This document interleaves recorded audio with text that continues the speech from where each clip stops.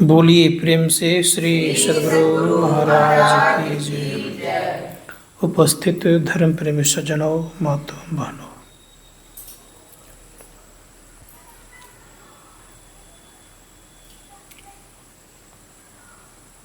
गोस्वामी तुलसीदास जी महाराज कहते हैं,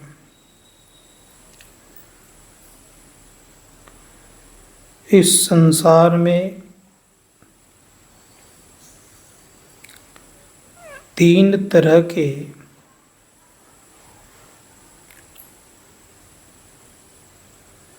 साधक हैं। विषयी साधक सिद्ध सयाने, त्रिविध जीव जग वेद बखाने। गोस्वामी जी महाराज कहते हैं कि एक विषयी होता है, दूसरा साधक होता है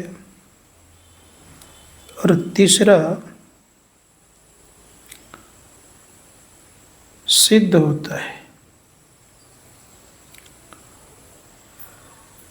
जो विषयी होते हैं वो रात दिन विषय की ही साधना करते हैं। वो विषय का चिंतन करना, विषय से ही उसको लगाव रहता है। उदाहरण दिया कि जैसे एक गोबरीला मक्खी होती है, वो गोबर की गुल्लियां बनाती रहती है। देखे हैं आप लोग, रात दिन गोबर गुल्ले बनाती रहती है और अपने आकार से बड़ा बनाती है वो। और जब गुल्ली बनकर तैयार हो जाता है तो उसको धकेल धकेल करके ले आता है अपने घर के तरफ। और उसका घर का जो मुंह है छोटा है, गुल्ली क्या है? बड़ा। अब वो प्रयास करता है, अंदर जाता नहीं है, तो दिन भर उसका क्या हो जाता है? मेहनत। तो विषयी लोग ऐसे ही दिन रात मेहनत करते रहता है विषय के लिए, लेकिन आता कुछ हाथ में नहीं है। संत महात्मा गण कहते हैं कि जितना मेहनत करते हैं, अगर किन्हीं को आ जाए उतना सारा संग, तब तो यहाँ भी सुख में और वहाँ भी, दोनों जगह सुख। लेकिन होता ऐसा कुछ नहीं है। एक बड़ी अच्छी बात, एक IAS की तैयारी करवाते हैं, उसका नाम है दिव्यकृति, नाम है शायद, विकास दिव्यकृति। तो वे कहते थे कि मैंने पहले बचपन में सोचा था कि साधु लोग जो है ना, अपने मुख्य मार्ग से भटक जाता है, मुख्य धारा में नहीं रहता है। मतलब ये कि काम धंधा करना नहीं चाहता है, समाज और परिवार से भाग जाता है। तो मेरे मन में आता था कि साधु लोग काम चुराता है, काम करना नहीं चाहता, कायर टाइप का है। जब मैंने अध्ययन किया तो पता चला यह कि वो तो ये काम करना उनके लिए आसान था और उससे तेज निकल सकता था। लेकिन वह सोचा यह कि अगर चूहों की रेस में अगर मैं दौड़ूं, रेस करूं चूहों का, तो क्या बनूंगा? बात समझ में आ रही है? चूहों के रेस में अगर दौड़ भी करूंगा, अगर जीत भी जाऊंगा, तो क्या बनूंगा? तो इसलिए साधु लोगों ने किया क्या कि इसमें नहीं जा करके अपना जीवन का उद्धार किया। इसलिए उनका काम सबसे बड़ा होता है। बात समझ में आई कि नहीं आई कुछ मेरी बात? संसार में कितनों आप रेस लगा लीजिए, मुकेश कुमार अंबानी बन जाइए या एक और कौन है विदेश में जो कि बहुत पैसे वाले हैं, क्या नाम है उसका? संजय।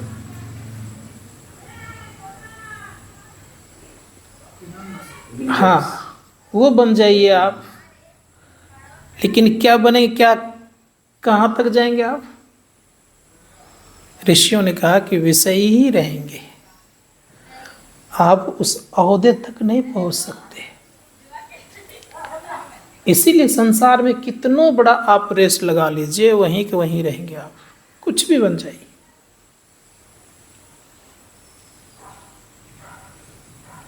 यहां तक पूरे राष्ट्र का आप मालिक बन जाइए, क्या कहलाएंगे आप? चक्रवर्ती राजा। कुछ भी आप कहला जाएं, रेस किसका है?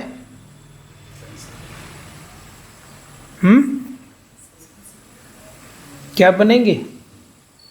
संसारी ही बने रहेंगे। इसीलिए कुछ भी आप संसार में कर लीजिए, वहीं के वहीं रहेंगे आप।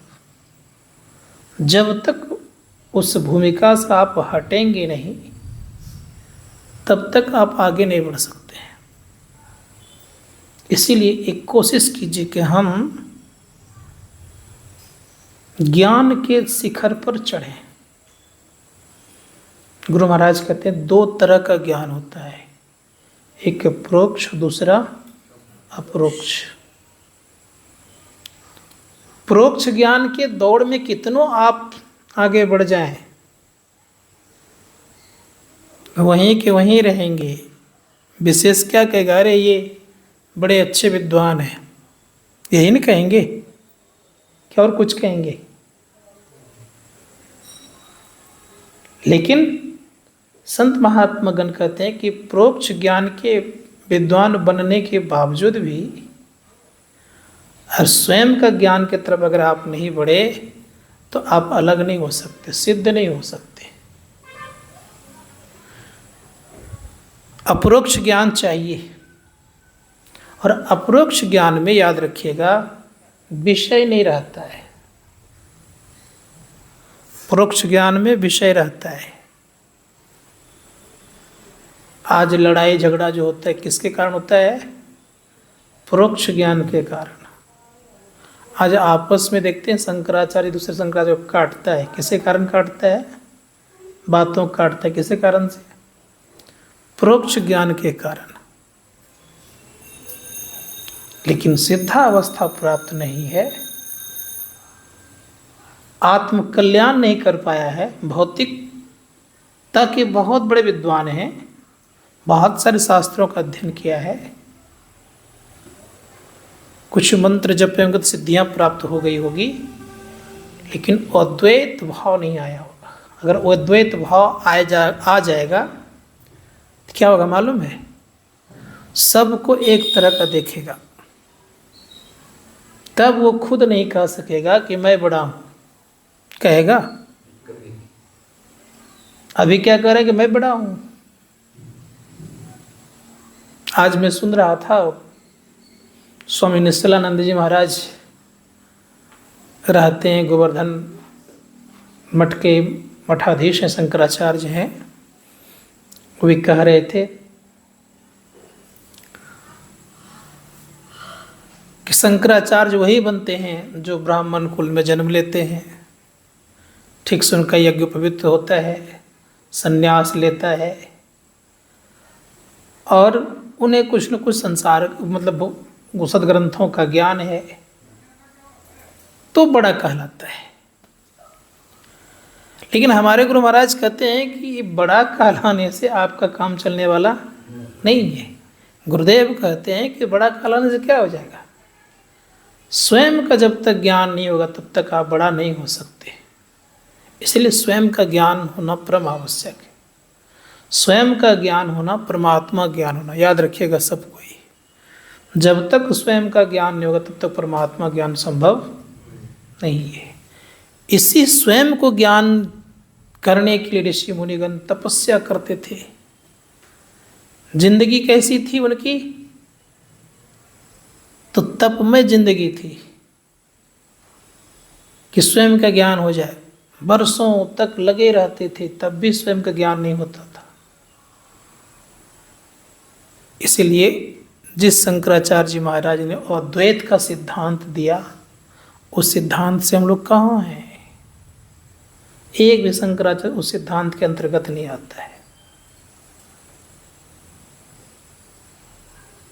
सब अपना अधिकार के लड़ रहे हैं। जब वो ज्ञान हो जाएगा तो अधिकार मांग करिएगा, स्वतः मिल जाएगा, मांग नहीं करना पड़ेगा। तब सब में आप क्या देखिएगा? सब में जितने भी संसार में हैं, सब में आप उस परमपिता परमात्मा को देखिएगा। वसुधैव कुटुंबकम आप तब कह सकते हैं, अभी कहने से कोई फायदा नहीं है। चंडाल में भी वही प्रभु को देखिएगा, एक कुत्ता में भी वही देख लीजिएगा। शंकराचार्य जा रहे थे, आदि शंकराचार्य जा रहे थे, तो उनके कुछ साथ में और लोग थे। यही बनारस में एक चंडाल सामने में था, कहा हट जाओ। चंडाल ने कहा तुम किसको हटने के लिए कह रहे हो?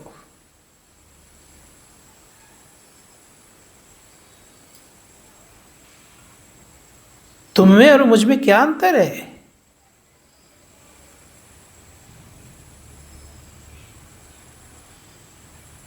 तुम जो हो मैं हूं, कोई फर्क तो नहीं है।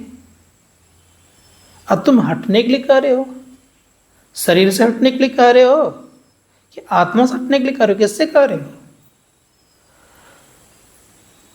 शंकराचार्य का दिमाग खुल गया और साष्टांग दंडवत किया। किनको? चंडाल को। कहा आज मेरी आंखें खुल गई, मैंने बहुतों को हराया, परास्त किया, लेकिन ये ज्ञान देने वाला यद्यपि सबसे निम्न कहलाता है चंडाल। ठीक, चंडाल से उन्हें ज्ञान मिल गया। तो जब तक आत्मज्ञान नहीं होता है तब तक अहंकार रहता ही है विद्युता के कारण। इसीलिए आत्मज्ञान चाहिए। संत महात्मा गण कहता आत्मज्ञान नहीं होगा तो लोग सब दिन झंझट में पड़ा रहेगा, सब दिन। और अहंकार आएगा तो आप आगे नहीं बढ़ सकते। हम लोग मन से ज्ञान सबको समझ रहे, मन से सोचते हैं ये मेरे, वो मेरे, ये तेरे, ये मन से। और मन क्या आप हैं? मन आप नहीं है। क्या है आप? आप चेतन स्वरूप है। मन तो मिला हुआ है किसमें? चेतन से मिला हुआ है मन। चेतन अलग हो जाएगा, मन अलग हो जाएगा, दोनों अलग अलग हो जाएगा, उसी दिन ज्ञान हो जाएगा अपना। इसीलिए संत महात्मा को उन्होंने कहा कि कोशिश कीजिए कि हम आप उस ज्ञान को जाने जिस ज्ञान के लिए हम लोग संसार में आए हुए हैं। शरीर को स्वस्थ रखने के लिए संसार का भी ज्ञान चाहिए, खान पान ठीक ठाक चाहिए, कपड़े इत्यादि ठीक से पहनना चाहिए, प्रतिष्ठा मिलती है इससे। लेकिन अपना ज्ञान प्राप्त करने कोई चीज़ की आवश्यकता नहीं है। केवल क्या करना चाहिए? ऋषि मुनि कहते केवल बैठ करके ध्यान करना चाहिए। जब ध्यान करेंगे तो अपना ज्ञान होगा। अपना ज्ञान करने के लिए, अपना ज्ञान किस अवस्था में? जब मन हट जाए, बुद्धि हट जाए, चित्त हट जाए, अहंकार हट जाए, तब अपना ज्ञान होता है। जब तक ये चारों तब तक संभव नहीं है। इसीलिए क्या करना होगा? बहिर्मुखता से अंतर्मुखता होना पड़ेगा। बाहर में मन जितना फैला हुआ है, क्या करना होगा? उसको समेटना होगा। अंतर्मुख मन बनाइए। अंतर्मुख मन से बहुत कुछ कर सकते हैं। अंतर्मुख मन जिनके हैं, समझिएगा वे बड़े बड़े काम कर लेंगे, वो किसी काम से घबराएंगे नहीं, घबराने जाएंगे। और उसके मुख से ये नहीं निकलेगा कि मुझसे ये काम नहीं होने वाला है। वो चाहे तो कुछ भी कर सकता है। वो अंतर्मुख होने की जरूरत है। बड़ा से बड़ा काम, जैसे उदाहरण देता हूं, महर्षि में आश्रम कुप्पाघाट भागलपुर में गंगा जी ऊपर आ गई, मतलब पानी गुरु महाराज के स्थान पर वो पानी पहुंच गया।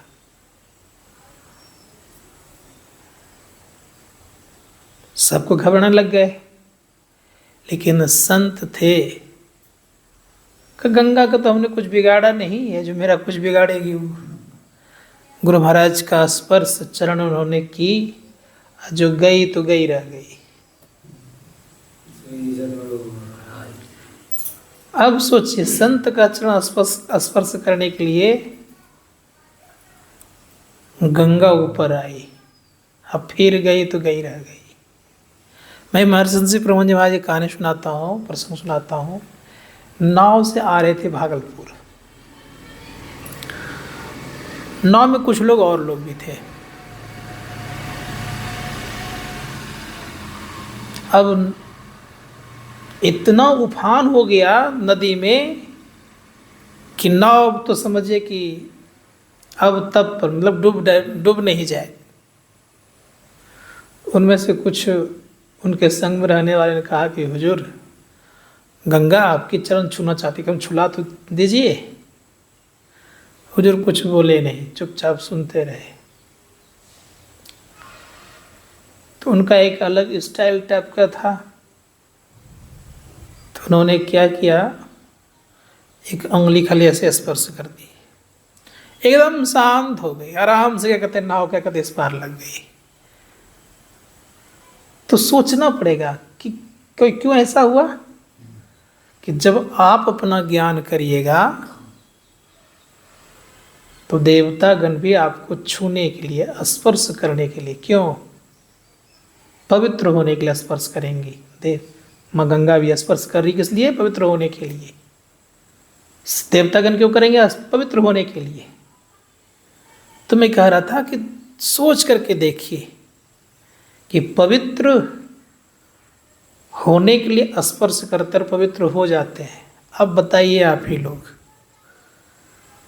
जो परमपिता परमात्मा पवित्र है, उनको कोई छुएगा तो पवित्र का पवित्र क्या होगा, पवित्र होगा। आजकल जितने लोग, शंकराचार्य को ही बात कही गई कि आप जो कह रहे हैं हटने के लिए, किससे हटने के लिए कह रहे हैं। एक संत को कोई छुएगा तो अपवित्र नहीं होगा, उसको पवित्र कर देगा। और आप कहते हैं हम अपवित्र हो जाएंगे, इसका मतलब आपको ज्ञान नहीं है, तभी तो आप कह रहे हैं। अगर वो ज्ञान हो जाएगा तो पवित्र हो जाएंगे आप। क्योंकि सदैव याद रखिएगा, कभी भी पवित्र वस्तु अपवित्र होता नहीं है। परमात्मा कभी भी अपवित्र नहीं होता है, किसी भी परिस्थिति में अपवित्र नहीं होता है। अगर कोई कह दे कि फलाने व्यक्ति गया और मंदिर अपवित्र हो गया, तो समझिएगा कि उस कहने वाले को ज्ञान नहीं है। इतना ख्याल रखिएगा पक्का। जैसे एक उदाहरण देता हूं, ज्ञान किसी भी अवस्था में अपवित्र होता नहीं है, किसी अवस्था में नहीं होता है। आप विचार करके देखिए थोड़ा सा। लोहे के बर्तन में भोजन बनाते हैं, पवित्र होता है, चाहे वे किसी भी समय में हो। और लोहा से भी श्रेष्ठ होता है कौन, वह ज्ञान। संत महात्मागण कहते हैं यहाँ तक, सोना लोहा काई ना लगे, सोना घुन नहीं खाए, ऐसे न है। और गुरु के चिताए मानवा कबहू नरक नहीं जाए। बात समझिएगा मेरी बात को, कि सोना में घून नहीं लगता है, ठीक है, और काई नहीं लगता है, सोना में जंग नहीं लगता, और लोहा में घून नहीं लगता। याद रखिएगा, सोना घून नहीं खाए, सोना में जंग नहीं लगता है और लोहा में घून नहीं लगता। याद रखिएगा, सोना घून नहीं खाए, लोहा घून नहीं खाए, और सोना जंग ना लगे, सोना में जंग नहीं लगता है। और गुरु के चिताए मानवा कभू नरक नहीं जाए। मतलब क्या हो गया कि जो व्यक्ति परिपक्व है, उसने किसी को चेता दिया है, वो नरक कभी नहीं जाएगा। बात में आ रही है? इसीलिए संतों ने कहा, जिस प्रकार से सोना में जंग नहीं लगता, लोहा में घून नहीं लगता, उसी प्रकार से संत सदगुरु के चेताए व्यक्ति कभी भी नरक नहीं जाता है।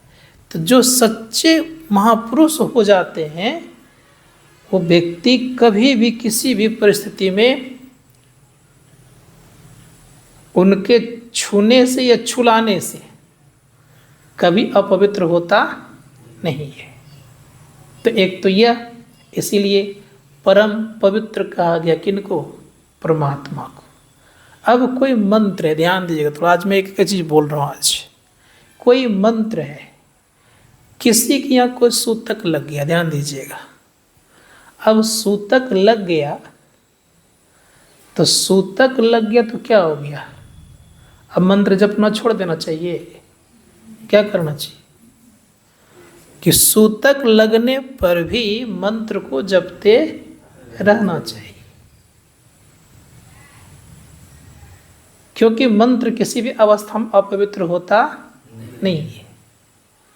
दूसरी बात यह, कभी कभी एक सत्संगी यहाँ आते, नाम तो नहीं कहूँगा,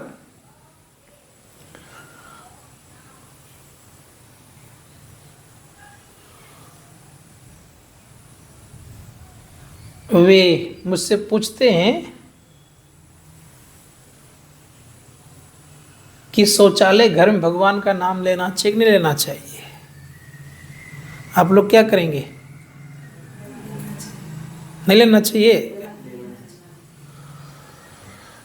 तो मैंने कहा कि आपका क्या विचार है? कहा मेरा विचार तो ये है कि शौचालय घर में भगवान का नाम लेना नहीं चाहिए, अशुद्ध घर है। तो मैं बोले, तब आपका शरीर शुद्ध है? कहा कि हाँ, मेरा शरीर तो शुद्ध है। के लिए शौचालय बना है पहले कि आपका पहले पेट बना है? क्या बना है पहले? तो घबराया वो। फिर थोड़ा विचार करके देखिए, पहला टैंकी कहाँ है आपका? हाँ, शरीर पेट में। अब वो पवित्र का पवित्र है, ढका हुआ है, तब न कह रहे हैं पवित्र है। तो कैसे शुद्ध हो गए आप? गुरु महाराज कहते हैं, कार्तिक काया निर्मित माया मूत्र बूंद से है बनो। ध्यान दीजिएगा, जब शरीर है तो शरीर अशुद्ध रहेगा ही, याद रखिएगा थोड़ा सा। बाह्य शुद्धि आवश्यकता है, लेकिन उतना पाखंड में पड़ना नहीं है, ख्याल रखिएगा थोड़ा सा। बाह्य शुद्धि आवश्यकता है, लेकिन उतने पाखंड में पड़ना नहीं है। परिणाम क्या हो? मैंने कहा कि क्या विचार आपका? मेरा तो विचार यही कहता है कि आप पवित्र अवस्था में गुरु महाराज का जप नहीं करना चाहिए। तो अगर वहाँ शरीर छूट गया आपको तो तब वो घबराया। इसलिए हर वक्त नाम लीजिए, कहीं भी आप रहें, किसी भी जगह रहें, हर हमेशा नाम लेना चाहिए।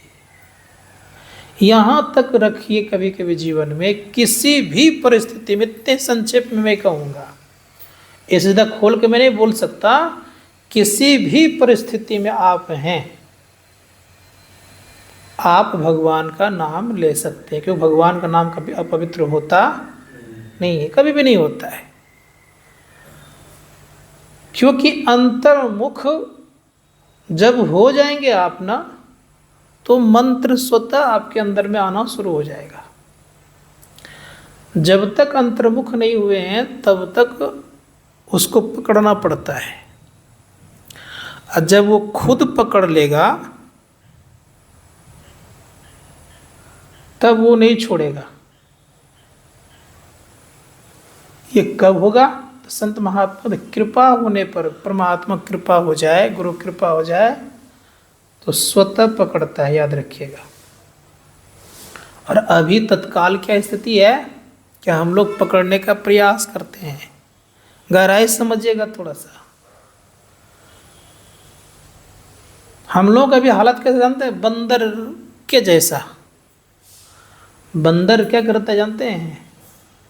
बंदर का बच्चा बंदर को पकड़ता है कस के, और कहीं छूट गया तो धड़ाम से नीचे गिर जाएगा।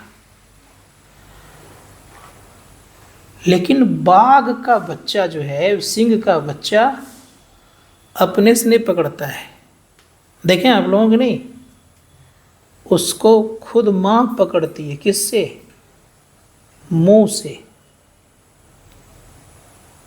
सिंहनी क्या करती है? तो मुंह से पकड़ लेती है बच्चे को। अब मां पकड़ी हो तो छूटेगा नहीं ना।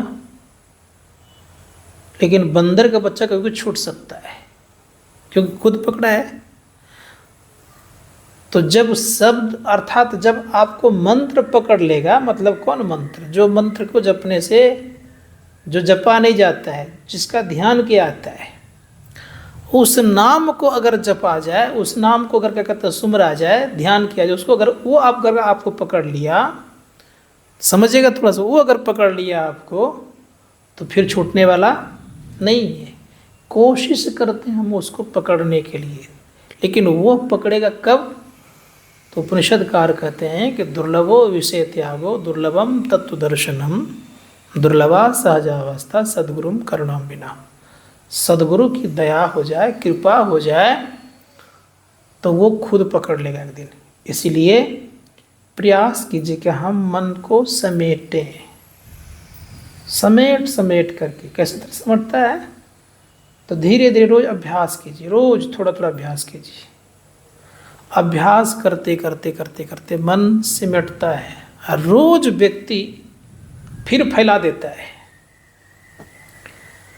ध्यान करने वक्त कुछ न कुछ मन सिमटता है, याद रखिएगा। अब फिर ध्यान से उठा तो फिर फैला देता है, पूरा फैला देता है।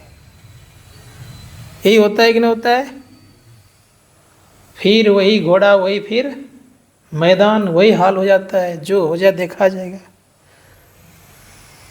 स्थिति बना के रखनी पड़ती है बराबर। समेटिए। जिस प्रकार से बर्फ खाए ना आप लोगों ने, तो बर्फ का याद अब तक है कि नहीं है? कि नहीं याद है?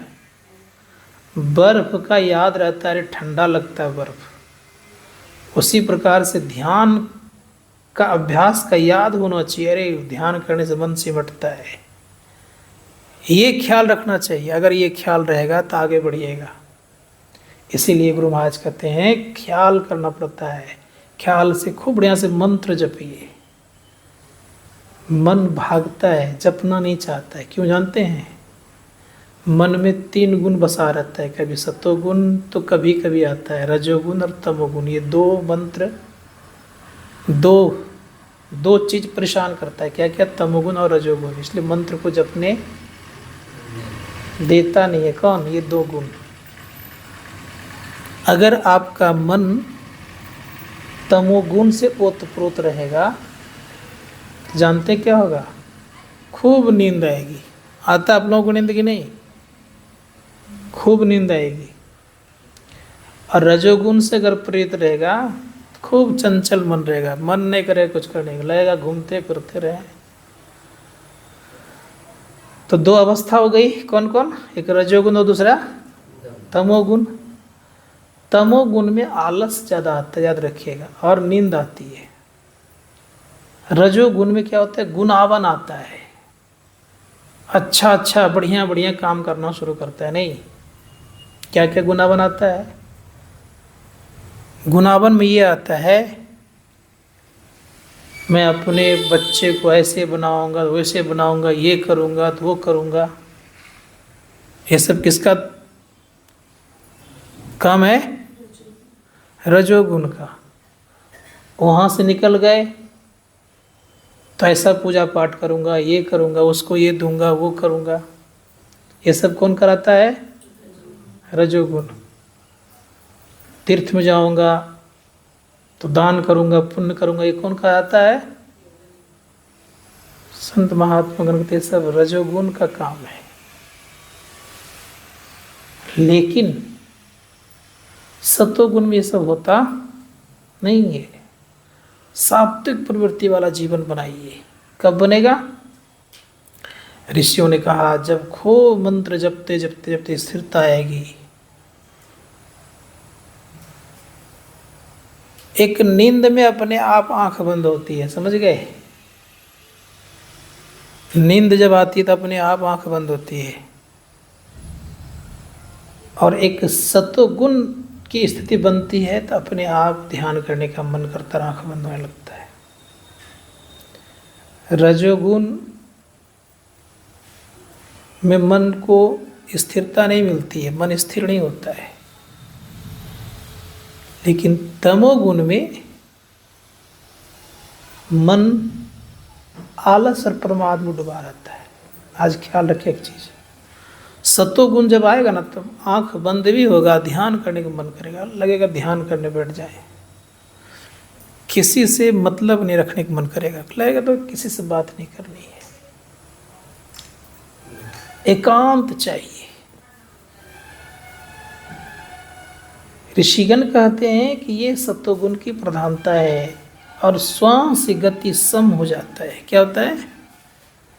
दोनों श्वास का जो स्थिति है एकदम बराबर हो जाता है, शांत लगेगा, सुख भी लगना प्रारंभ हो जाएगा। बात समझ आ रही है? इसीलिए ऋषियों ने कहा कि अगर विचार करके देखेंगे ये अवस्था जब आ जाए तो समझिएगा, जय गुरु, तब समझिएगा कि अब मेरा काम बनेगा। इसलिए कोशिश कीजिए कि हम दो गुणों में नहीं पड़े, रजोगुण और तमोगुण में नहीं पड़े। सत्वगुण का हम विचार बना के रखने का प्रयास करें। इसी से भजन होता है, और इन दोनों से, एक से तो दुख होता है, एक से पुण्य हो जाता है। किससे? रजोगुण से कुछ पुण्य हो जाता है, लेकिन तमोगुण से पुण्य नहीं होता। अब मान लीजिए ध्यान करने बैठे, ध्यान दीजिए मेरी बात को, और नींद आ जाए, सो जाए, तो पुण्य होगा? क्या होगा? कुछ मिलेगा? कुछ नहीं मिलेगा। इन लोग क्या कहता है, बहुत देर तक ध्यान करने बैठा है, कर क्या रहा था? संसार भी गया और परमार्थ भी गया, दोनों गया। गया कि नहीं गया? तो सोने से काम चलने वाला नहीं है। अब बैठ करके मान लीजिए खाली हम वो करें, सोचें कि ऐसे करेंगे, वैसे करेंगे, वैसे करेंगे, तो मिल जाएगा? नहीं मिलेगा। तो करना पड़ेगा। अगर मान लीजिए पुण्य ही कमाना हो तो कुछ करिए। क्या करिए? सेवा की भावना रखिए। सेवा से भी पुण्य आता है, याद रखिएगा।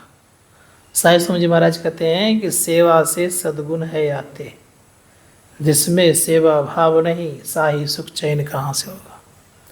सेवा करिए। सेवा से भी मन कभी भी पवित्र होता है, याद रखिएगा। भगवान बुद्ध बहुत दिन तक शरीर को सुखाए, बहुत दिन तक एकदम सूख करके एकदम पूरे की हड्डी दिखती थी। अन्न त्याग दिए थे, केवल जल पर रहते थे। ख्याल करिएगा, अब जल पर रहने वाले व्यक्ति अन्न त्याग दिए हैं, चल फिर नहीं पाते थे ठीक से, एक जगह जाकर के बहुत जोरों से गिर गए। सुजाता नाम करके एक कन्या और उनके कुछ सगा संबंधी थे, भाई वगैरह, उनको हाउस में लाए। किनको? भगवान बुद्ध को। कहा कि आपने अन्न नहीं ग्रहण किया है, इसी कारण से आपकी हालत ये हो गई है।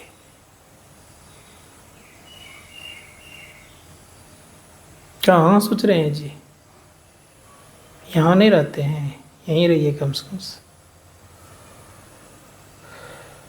तो हाउस में लाए, उनको खिलाए। एक साधु खाते देख लिया, जानते क्या हुआ? जैसे भोजन खाते देखा, कहा सिद्धार्थ भ्रष्ट हो गया। क्या कहा? क्यों? अन्न का त्याग किया हुआ था, अन्न खा लिया।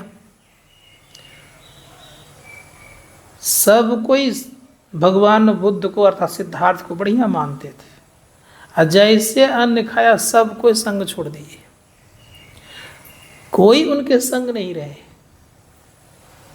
लेकिन हार नहीं माने, संग छोड़े तो हार नहीं माने। उन्हीं के अन्न खा करके स्वस्थ थोड़ा सा हुए, ठीक ठाक लगने लगा।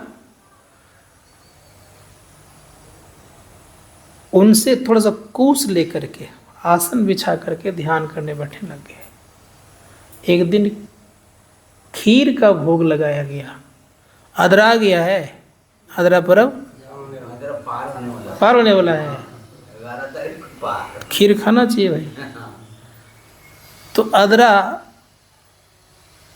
था नहीं उस समय, तो अदरा हम लोग खीर खाता, तो लोगों में कोई पर्व उर्व होगा तो बट देवता को उस जगह भोजन कराना था, खीर। उनके पास बहुत सारी गायें थी, बहुत सारी गायें। तो 1000 गाय को जानते हैं, सेवार के घास में चरने दिया, उसके दूध दुहे। अब 500 गाय को पिलाया गया,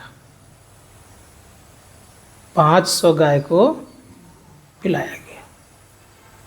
अब फिर 500 गाय को दुआ, 250 गाय को पिलाया गया। हाँ, दूध है। अब फिर 250 गाय को दुआ, तो फिर 125 गाय को पिलाया गया। एवं प्रकार से एक गाय के दूध से खीर बनाया। कितना पौष्टिक खीर हो सकते हैं आप। सोने के पात्र में परोसा गया, उस समय सोना का पात्र चलता था। अब ना इधर के लोग क्या कहते हैं, स्टील में खाने लग गए। एक जमाना था कि भारत में लगभग लोग कांसा में खाया करते थे, कांसा के थाले में। स्टील तो कहीं था ही नहीं। मुझे याद है एक बार क्या कहते हैं, मेरे घर में एक बार स्टील आया तो दादाजी का फेंको इसको, शुरू में तो घुसने नहीं दिया कुछ दिन तक। फिर किसी ने कहा कि कांसा बर्तन धोने धाने में टूट फूट जाता है, ये हल्का है, टूटता फूटता नहीं है। दादाजी चुपचाप हो गए। बड़का बड़का लोटा, बड़का बड़का गिलास वो रहता था, रखा होगा, अब यूज कौन करता है। झारखंड में क्या बोलते हैं, आदिवासी लोग करता है। मजबूत भी आप लोग ज़्यादा है, इसमें संदेह नहीं है।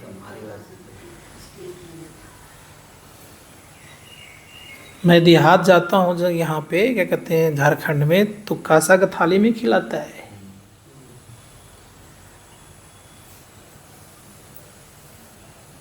क्यों? मजबूत होता है। कारण बता रहा हूँ क्या कारण। उसमें कांसा के बर्तन में जो भोजन बनाया जाता है, याद रखिएगा, 93% भोजन का गुण बचता है। इसीलिए आपने सुना होगा पहले के ज़माने के लोग भोज भात में भी पीतल में दाल बनता था और भोजन भात बनता था। उस समय नहीं था ये लोहा लक्कड़ तो था ही नहीं, भोजन बनता ही नहीं उस समय। तो सोने के पात्र में भोजन करने से क्या असर होता है जानते हैं? जानना चाहिए। कभी कभी सुने होंगे सोने का भस्म खाया जाता है, सुने आप लोगों ने? क्यों? पवित्र होता है, पवित्र भी होता है, एनर्जी ताकतफुल चीज होता है, मरने के बाद भी मुंह में दिया जाता है पवित्रता के ख्याल से, रत्न कहलाता है। तो विशाखा वो सुजाता क्या करती है, तो सोने के पात्र में खीर उसको दिया गया, आंख बंद करके बैठे हुए थे, खीर खाए। तो उनकी सखियां सब कहती है, विशाखा की सहे वो सुधा सखियां सब, अरे बट देवता प्रसन्न हो गया है, उस पूरा का पूरा खीर खा गए। उस जो एक तालाब था, उसी तालाब में उठा करके फेंक दिए बर्तन को। कौन? भगवान बुद्ध ने। उसमें बुद्ध नहीं हुए थे। 7 सप्ताह बैठे। कितना दिन?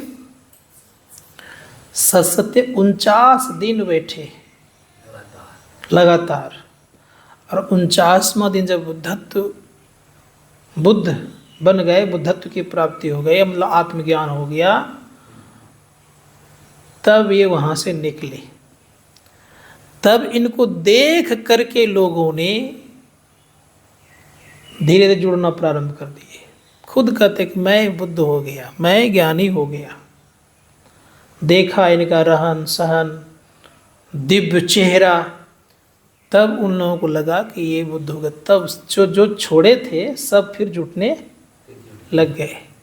तो याद रखिएगा, अगर कोई आपको छोड़ भी दे साधना करने के क्रम में, तो घबराइए नहीं और साधना को बढ़ाइए। मैं सबके लिए बोल रहा हूँ, क्योंकि परिवार में देखते हैं, अरे ये छोड़ो हटाओ। जैसे गुरु महाराज को लीजिए ना आप।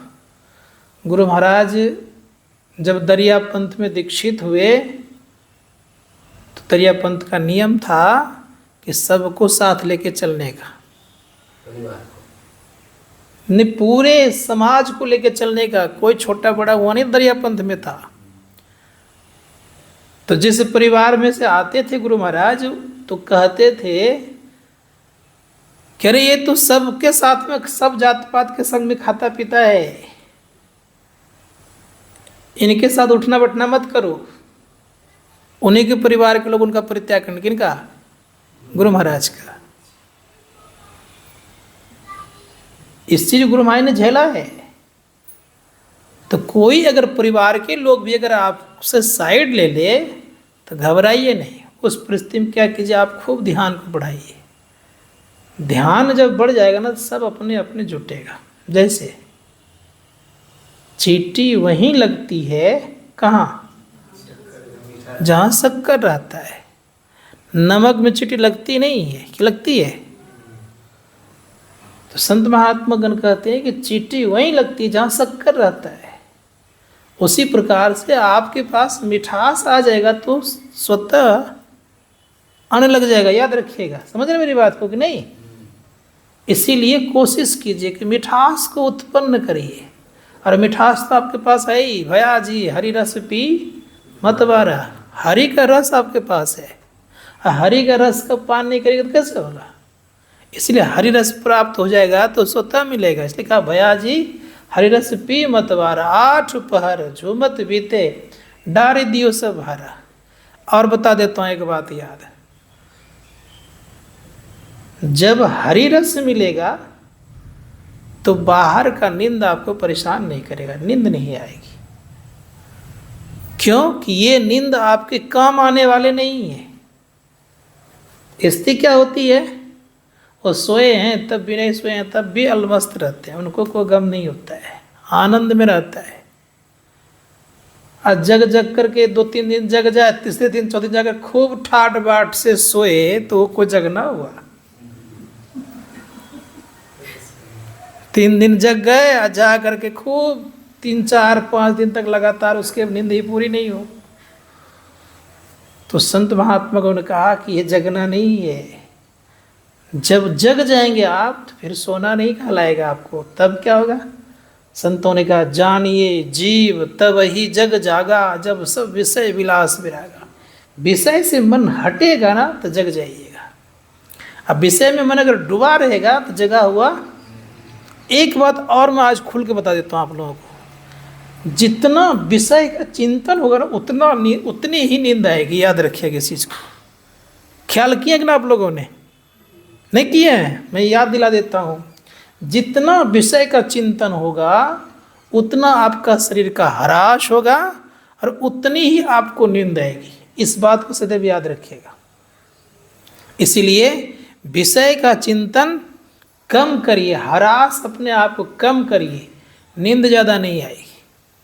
नींद 1 घंटा तो बहुत हो गया। अगर सही सलामत से अगर साधक हैं थोड़े देर से भी उनकी नींद पूरी हो जाती है। इसीलिए संत महात्मा ने कहा अपने आप को जगाइए। स्वामी विवेकानंद को ले लीजिए, जिस पन्ना को पढ़ते थे तो पढ़ के रखते नहीं थे, फाड़ कर फेंकते जाते थे। यही स्थिति थी। सब कुछ याद हो जाता था। लाइब्रेरी जाते थे, इतने मोटे मोटे किताब पढ़ लेते थे। अब पढ़ लेने के बाद जब एक बार पूछा, इतनी मोटी मोटी किताब लेके जाते हो जी, क्या करते हो? खाली उल्टा पुल्टा देख लेते हो? तो लाइब्रेरियन को कहता है कि जो जो किताब मैं ले गया उनमें से कहीं से आप पूछिए, उत्तर नहीं दूंगा तब ना। जब पूछा तो सच में जहाँ जहाँ से पूछा वहाँ बता दिए। तो ये स्थिति, इसीलिए याद करिएगा, जब तक भीतर से आप जग नहीं जाइएगा तब तक समझिएगा जल्दी कोई बात याद रहती न रहती तो बहुत कम, रटा हुआ मनन किया हुआ यही बात याद रहती है। लेकिन जब जग जाइएगा तो एक बार कुछ ऐसे देख लीजिएगा ना, बहुत दिन तक याद रखें। मुझे याद है मैं महर्षि श्री परमहंस जी महाराज के सामने खड़ा था। एक छोटा सा, बहुत पहले का आया होगा, आया बहुत दिन के बाद, लगभग 40 वर्षों के बाद। कहाँ गया था पता नहीं। जिसको छोटे में देखा था और 40 वर्षों के बाद अभी तो क्या हालत हो सकते हैं, हम लोग तो नहीं पहचान पाएंगे। पहचान नहीं पाएंगे ना। और उन्होंने पहचान लिया, तुम फलना लड़का है जी, ऐसे कहते हैं, तुम्हारा नाम फलना है? तो कहते हैं जी हुजूर, उन्हीं का लड़का हूँ और मेरा नाम फलना ही है। देखिए कितनी तगड़ी मेमोरी हो गई, कितना यादाश्त तेज हो गया। तब कहते हैं कि हुजूर हम लोग तो कभी आए नहीं थे। कल के तुम एक बार छोटे में आया था, आने वाले को याद नहीं है कब हम आए हैं, लेकिन कह क्या रहे हैं कि तुम छोटे में आया था। अब सोच के देखिए, तो ये सारी चीज़ें कब होगी? जब जग जाइएगा ना तो सब कुछ जगता नजर आएगा आपको। इसलिए संत महात्मा ने कहा कि ध्यान कीजिए, ध्यान कीजिएगा तो सब कुछ ख्याल में भी आएगा और अच्छे से रहिएगा। और ध्यान नहीं करिएगा तो कुछ भी नहीं रहेगा, मन भागते रहेगा, भटकते रहेगा। कभी तो कुछ करने का मन करेगा, कभी कुछ करने का मन करेगा। क्योंकि मन जिनके बिगड़ा हुआ है, चाहे कोई हो, जिनका मन बिगड़ा हो उससे शैतान संसार में कोई और होता नहीं है। भगवान बुद्ध ने कहा बिगड़े हुए मन सबसे बड़ा दुश्मन, सुधरे हुए मन सबसे बड़ा मित्र। इसलिए मन जिनका बिगड़ गया है तो समझिएगा कि उन्होंने अपने आप को दुश्मन के हवाले कर दिया है। इसलिए रोज़ प्रयास कीजिए हम लोग क्या करें, मन को सुधारें। नींद कभी कभी नहीं आती है बाहरी चिंतन से, तो आप ये ख्याल करें। मैं एक छोटा सा उदाहरण दे देता हूँ, आप ये अपने आप को साबित करें कि मैं ईश्वर का संतान हूँ, मैं नींद इत्यादि से परे हूँ। ठीक है, ख्याल रखिएगा, मुझे नींद कुछ कर नहीं सकता, मुझे दुख कुछ परेशान नहीं कर सकता। आदि आदि का रात में संकल्प लीजिए। मन से बड़ा होता है संकल्प, याद रखिएगा। आज एक बात मैं खुल के बता रहा हूँ, आज मन से बड़ा कौन होता है? संकल्प। संकल्प जिनका तगड़ा हो जाता है वो कुछ भी कर लेता है। इसीलिए मन को संकल्पित बनाइए और संकल्प करके कोई काम कीजिए, आगे बढ़ जाइएगा। और जिनके मन संकल्प करने में असक्षम है उनसे कोई काम होता नहीं। संकल्प मतलब प्रतिज्ञाबद्ध हो जाना, अब इससे मैं कुछ कर नहीं सकता हूँ। जैसे युधिष्ठिर जी महाराज ने संकल्प लिया था यज्ञ करने का, तो वे वहीं रह गए, कहीं बाहर नहीं निकले। भीम इत्यादि गए निमंत्रण देने के लिए। तो संकल्प लेके काम करिए, संकल्प लेके काम कीजिएगा तो काम आसान हो जाएगा, प्रकृति फिर साथ देगी आपको। बात समझ आ रही है? ध्यान करने बैठे तो मुझे इतना देर बैठना है, ये ख्याल रखिए, संकल्प लीजिए। इतना देर के पहले मैं उठने वाला चाहे टूट भी क्यों नहीं, ऐसा नहीं होता है। थोड़ा सा पैर में दर्द उठा, क्या होता है? अब नहीं, अब कल करूँगा। ये स्थिति, संकल्प पैदा करिए। और संकल्प पैदा करिए कि जब तक कुछ दिखेगा ना तब तक मैं उठूँगा नहीं, ये निर्णय लीजिए। और ये निर्णय लीजिएगा तो आराम से ध्यान से कर सकिएगा। विद्यार्थियों को ये संकल्प लेना चाहिए, मुझे इतना पढ़ना है तब मैं कुछ करूँगा, नहीं तो नहीं करूँगा, चाहे कितना कुछ क्यों न हो जाए। विद्यार्थियों को ऐसा होना चाहिए। तो ये ख्याल रखना चाहिए, ये निर्णय भी होना चाहिए विद्यार्थियों के लिए, मुझे इस बार ये काम करके उठना है। तो ध्यान सत्संग जो करेंगे उनका संकल्प मजबूत होता है। विशेष ज़्यादा कुछ नहीं बोलूँगा आज। मजबूत संकल्प तब होगा जब मंत्र खूब बढ़िया जपेंगे, गुरुमूर्ति का ध्यान बढ़िया सुन जाएगा, तो जिस पे निर्णय लीजिएगा वो काम कर लीजिएगा। बाहरी चीज़ केवल नहीं, अंदर की चीज़ भी ऐसी स्थिति हो जाएगी और सब कुछ आपके आंखों के सामने साफ साफ दिखेगा। संकल्प तगड़ा, ध्यान अच्छा होगा, मन अच्छा हो जाएगा, बुद्धि अच्छी हो जाएगी, चित्त साफ रहेगा। दर्शन उनके करने चाहिए। क्या करना चाहिए? दर्पण मांझत रहिए, दर्पण लागी काई तो दर्श कहाँ ते पाए। याद रखिएगा, दर्शन करना अगर चाहते हैं तो रोज मन रूपी दर्पण को क्या करिए? मंजते रहिए। अब मंजते रहेंगे तभी साफ रहेगा, तभी दिखेगा। कांसा का बर्तन को रोज अगर साफ नहीं करिएगा तो चमकेगा नहीं। एक बार मैं लॉज में कुछ दिन रहा हूँ पढ़ने के टाइम में, तो मुझे बाल देखना था। उसमें मेरा बाल बड़ा सुंदर था, घना बाल था। तो किसी ने कहा अरे एक ठो आपका बाल पक गया है। तो हम देखते हैं कहाँ पका है। तो शीशा रखते हम नहीं थे, हम शीशा बहुत दिन तक नहीं रखते थे हम। थाली थी खाने का, तो उसी से देखे तो देख ही गया बाल पे पका हुआ है। साफ बर्तन रखते थे। अभी तो बहुत सारा बर्तन देखते हैं अपने यहाँ, उतना अच्छा नहीं दिखता है। शुरू में जिस आश्रम को मैंने ज्वाइनिंग किया था बता रहा हूँ, कोयले पर भोजन बनाता था, कोयले पर, और अंदर और बाहर दोनों चमकता था बर्तन, इतना लाइट करता था। आज तो गैस पे बनता तभी बर्तन नहीं चमकता है। ये स्थिति है, काला दिखता है गैस पे चमक बनाने पर भी। उसी समय मेरी नानी गई थी मुझसे मिलने के लिए, देखा बर्तन को रगड़ते रगड़ते एकदम पूरा एकदम चकाचक कर दिया है। तो नानी कहती इतना खटता है, यही वर्ड है, इतना खटने का है, कभी तो घर में कुछ किया नहीं था, यहाँ इतना खट रहा है। हम लिए घर में नहीं कहते, यहाँ तो करना पड़ेगा, नहीं तो कहना कैसे होगा। तो कहने का मेरा अभिप्राय ये था